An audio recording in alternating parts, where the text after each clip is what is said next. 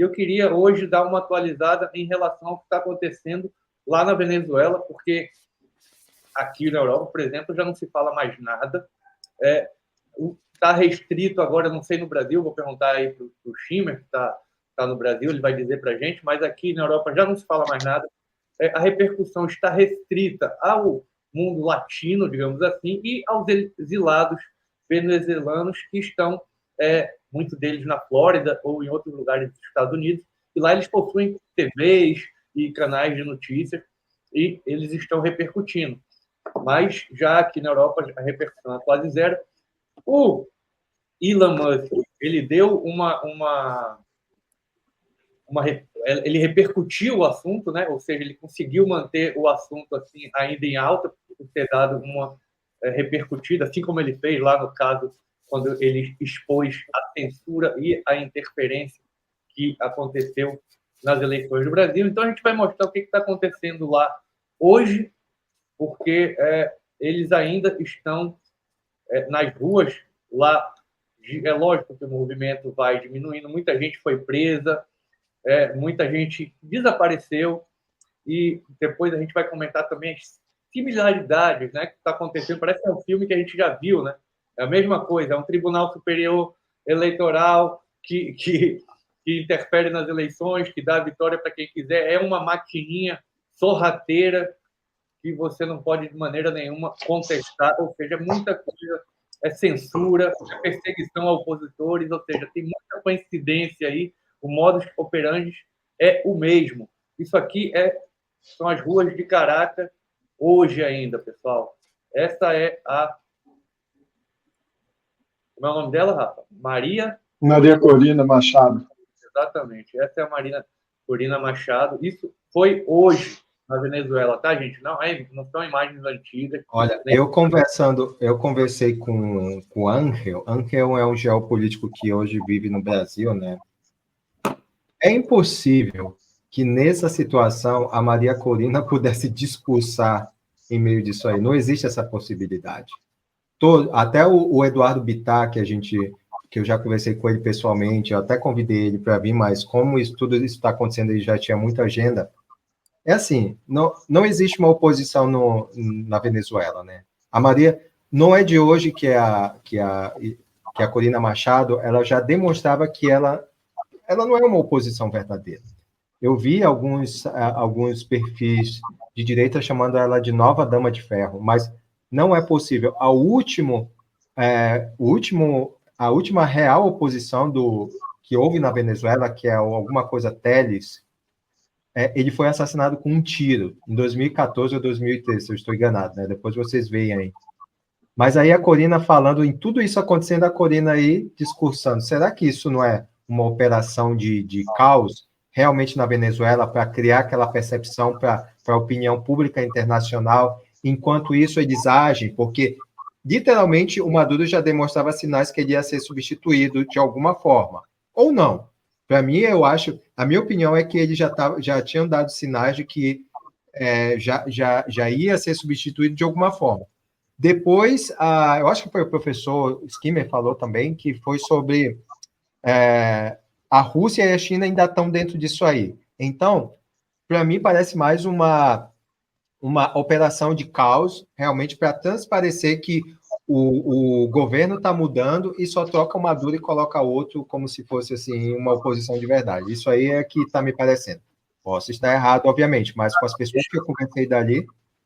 Deixa eu te fazer uma provocação aqui para você, porque às vezes quando você faz esse discurso, essa análise, eu fico com a sensação, tipo assim, bom, então não adianta trocar, então é melhor deixar o Maduro mesmo, não vai mudar nada.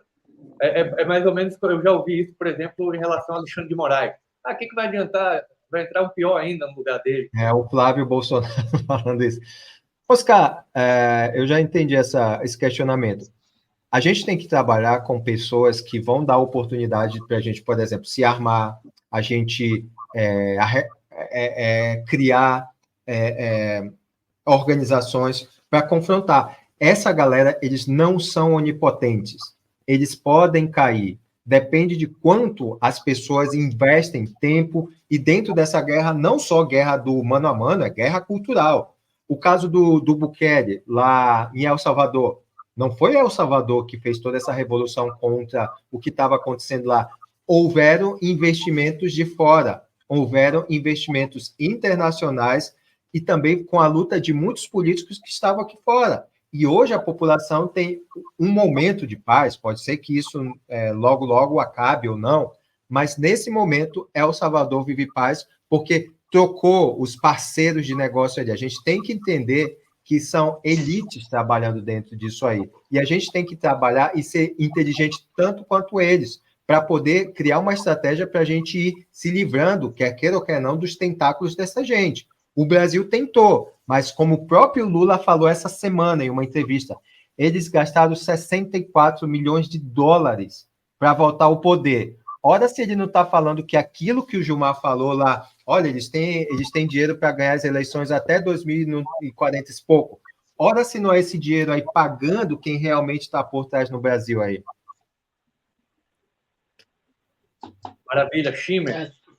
A situação na Venezuela, ela é atualmente ela é um reflexo de um projeto que começou há muitos anos atrás, não só na Venezuela, como em toda a América Latina. O Foro de São Paulo começou na década de 90, os ideólogos do Foro de São Paulo, anterior a isso, já tinham planejado isso, o grande projeto da Pátria Grande, ou seja, o continente americano sob uma mesma lei, sob o mesmo regime, digamos assim, o regime socialista. Então, a Venezuela vive esse reflexo, né, desse projeto. O que a gente pode perceber agora, né, o que pode acontecer com a Venezuela? Tem uma frase muito interessante, né, do Poderoso Chefão, acho que todos vocês conhecem, né?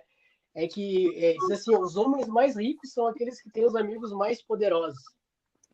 E o que eu quero dizer com isso? Eu quero dizer que esse projeto do Foro de São Paulo, que praticamente já governou todos os países, né, da América Latina, é uma dinâmica que às vezes o país está sobre o governo, né, digamos assim, do partido ou do líder do Foro de São Paulo, às vezes não. Então é uma dinâmica que ela não é totalmente plena, né? Ela tem algumas falhas aí. E o que a gente percebe é que anteriormente, antes de chegar no governo, na cadeira presidencial, existe uma tomada das instituições. As instituições são os órgãos que regulam o Estado, que regulam o país. Quando você tem a tomada das instituições, você impossibilita praticamente, juridicamente, em todo tipo de ação da população. Aí você vai instituindo algumas regras. Você vai instituindo desarmamento, você vai instituindo artifícios jurídicos ali para limitar o poder das pessoas e até o poder da própria oposição e direcionar a questão política. Então, o que a gente pode analisar? O Maduro ainda tem amigos poderosos. Então, significa que ele tem poder.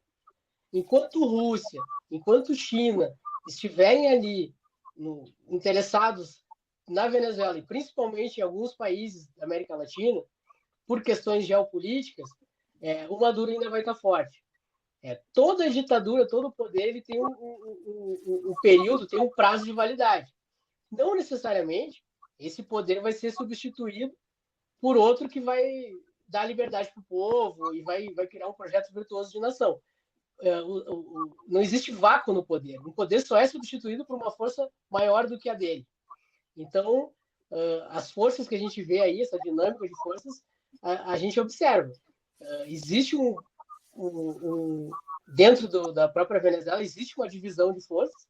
No entanto, o Maduro ainda concentra o maior poder, o grupo do Maduro. Você tem países e grupos, agentes estrangeiros, não quero usar o conceito de país, quero falar especificamente de grupos que estão dando suporte ao regime do Maduro, grupos que ajudam também o regime na Colômbia, na Bolívia, aqui no Brasil. Então, enquanto esses parceiros estiverem ali juntos com o Maduro, e Maduro se mostrar que serve a esses interesses, ele vai continuar, e o grupo dele vai continuar. A não ser que aconteça uma substituição de força, né? Então, a gente tem que observar isso. Infelizmente, o povo não tem os meios de ação, o povo está refém dessa situação. Fazer protesto na rua sem ter o meio de mudar, sem ter as condições de mudar, eu acho que é um ato desesperado, é um ato válido, é um ato de coragem, mas efetivamente ele não tem resultado nenhum. Ele vai justificar toda a repressão posterior, que é o que a gente viu que aconteceu no Brasil. As pessoas se indignaram com aquilo que aconteceu, não tinham os meios jurídicos, não tinham os meios institucionais para reverter a situação,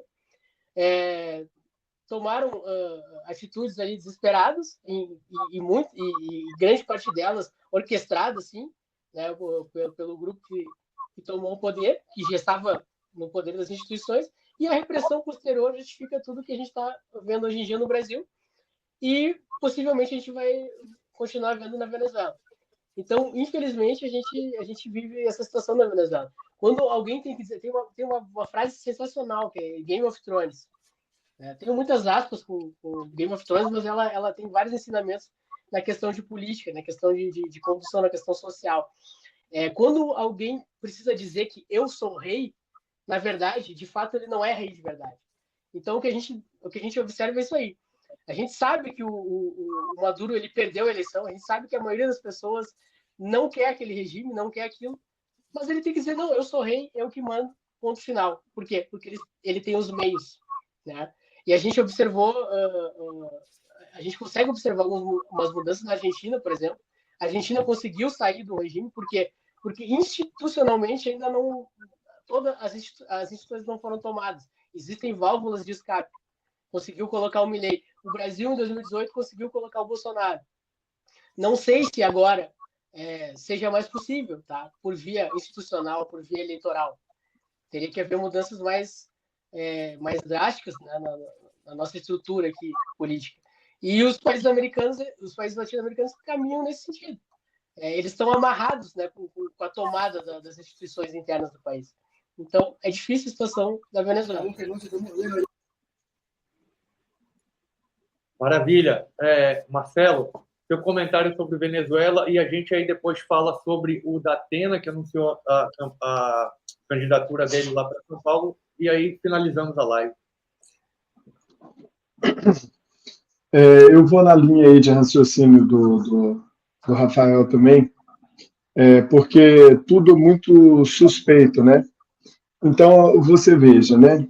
Estados Unidos é um país republicano, as pessoas têm um grande conhecimento a respeito de política, e mesmo assim, com toda a segurança que a gente vê que existe lá nos Estados Unidos, o Trump sofreu um atentado de assassinato e, inclusive, um projétil acertou a orelha dele. Isso em pleno Estados Unidos. Agora eu te pergunto, a pergunta que fica aqui, como que a Maria Corina sobe num caminhão sem estar usando um colete, nenhum tipo de medida com drone, proteção, porque todo mundo está desarmado e ela não tem segurança para poder fazer proteção como o Donald Trump tem, e nunca ninguém tentou tirar a vida dela. Né? Muito estranho, na minha opinião. Outra coisa também que a gente vê que algumas coisas parece que são encenadas, né? Então ela tem um método que até parece ser alguma coisa para fazer um combate anti-ditadura, né? Como existe um livro que eu recomendo todo mundo ler, que é do Jim Sharp, que chama Da Ditadura à Democracia, em que existem algumas formas de você realmente sair da ditadura. Mas o problema é que o povo tem que estar engajado, e hoje está, mas, ao mesmo tempo, existem vários fatores aí que estão demonstrando que não é realmente aquilo que parece, porque os coletivos saem na rua e amedrontam a população, chega até mesmo a ter confronto com a população, apesar de que a população está em desvantagem porque ela não está armada. E também tem a Guarda Nacional, que também tem feito a mesma coisa, embora muitos deles já tenham dito, né, para os repórteres que tiveram lá, que foram detidos e depois foram enviados de volta para o país deles, que eles confessaram que realmente eles mesmos votaram na oposição. Mas, por outro lado, os narcotraficantes também, vários grupos de narcotraficantes, falaram que estão apoiando a população e que qualquer coisa que a Guarda Nacional ou os coletivos fizerem contra a população eles vão contra-atacar. Na minha leitura, o que eu vejo é que se um narcotraficante que está defendendo uma oposição que se paga de direita, que se caso conseguir entrar no governo e que o Maduro saia, vai ter um governo de direita, como acontece, por exemplo, com o Milei lá na Argentina, a tendência é acabar com o narcotráfico, a tendência é prender os criminosos que vendem drogas e que amedrontam a população também, porque são os únicos que têm arma, a população não tem. Então, eu te pergunto, como que pode uma situação tão conflitante existir no mesmo grupo que defende a liberdade, que defende restituir a economia, né, o crescimento da Venezuela como ele já foi. O Eduardo Bittar, né, que o Rafael aí mencionou, ele foi no Pânico e aí ele fala algumas coisas lá que eu achei muito interessante. Também recomendo vocês verem que ele faz uma cronologia da história da Venezuela. E ele diz que mesmo lá em 1920 alguma coisa, ou 30 alguma coisa, se não me engano, já existia também a invasão de forças estrangeiras, no caso especificamente China e Rússia, assim como também aconteceu no Brasil. Será que é uma mera coincidência? Então vocês pegam, por exemplo, o livro do Silvio Frota, Ideais Traídos, um livrão assim de quase 1000 páginas, e lê o que o general, a maior insígnia que tinha no governo na época, né, depois, antes e durante o regime militar, né, que entraram justamente para impedir que os comunistas invadissem os países. Aconteceu a mesma coisa na Venezuela. Então, tiveram alguns opositores, né, conservadores das Forças Armadas que impediram com que o comunismo entrasse de vez. Só que aí, quando o regime militar ficou lá, olha para você ver, qualquer coincidência, qualquer semelhança é mera coincidência. O regime militar que ficou fazendo oposição à ditadura comunista, depois foi taxado como fascista e como ditador também, né? E aí houve uma conspiração que manipulou o ideal coletivo da população, que se voltou contra esse governo, e aí vieram as eleições diretas, como aconteceu no Brasil. Eu acho que é só coincidência, entendeu? Não tem nada a ver de ter sido tudo planejado, porque senão eu vou falar que eu sou, né, teórico da conspiração. Eu não quero ser chamado de teórico da conspiração. Mas aí isso faz parte dos fatos da história. E aí eu vou te falar uma coisa mais impressionante ainda, Oscar, Rafael, e eu esqueci o nome dele, desculpa. Professor. Rodrigo, o sobrenome para mim eu vou ter que adaptar primeiro.